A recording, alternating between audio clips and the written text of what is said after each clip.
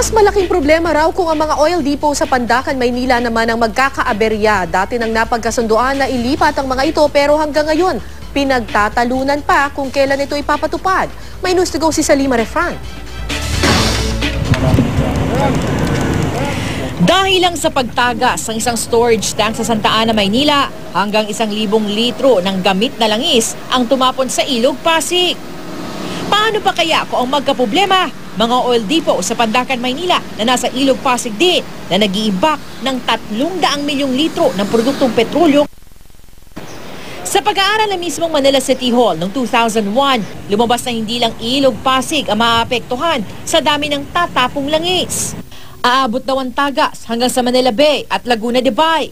Gayon din sa maliliit na esterong tumatagos pa naman sa iba't ibang lugar sa Metro Manila. Malaking problema agad kung ang magliyab ang tumagas sa langis.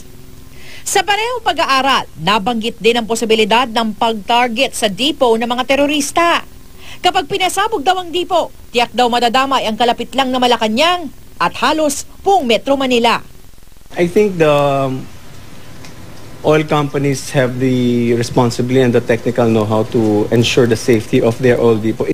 Yung sunog na magaganap pagka sumabog yung 300 milyong litrong gasolina dyan, ay walang makapipigil. Ultimo mga sumisiklab na sunog malapit ng dipo, malaking problema na para sa mga bumbero. Kahit pa may nakalatag daw silang Oplan Pandacan para sa mabilis siyang maapula. Firefighting nightmare, no, on our part. Kaya nga raw nagpasa ng ordinansa noong panahon ni dating Manila Mayor Lito Atienza para ilipat ang dipo sa ibang lugar sa loob ng 6 na taon. Pero binaligtad ito nang pumalit na si Mayor Alfredo Lim at pinagtatalunan pa rin sa korte. Gayunman, tuloy daw ang napagkasunduan ng paglipat ng mga oil company. Kaya binigyan sila ng 6 na taon para makahanap ng lugar ng paglilipatan. Katunayan, may relocation plan na raw na isinumite mga oil companies na binigyan naman ng Department of Energy ng 5 taon para matapos ang paglilipat. Kung i-relocate mo man yan, saan? At baka naman malipat lang, at the time malipat lang yung risk from the bulk plant to the tank trucks na magsiservice. Kasi sa ngayon pwede siya dyan ng barge at saka ng pipeline. Matagal na iniatas ang paglilipat, pero kapwa hindi matandaan ng lokal na pamahalaan ng Maynila at Department of Energy kung kailan ito. Kaya hindi matiyak sa amin kung kailan dapat napaso ang deadline.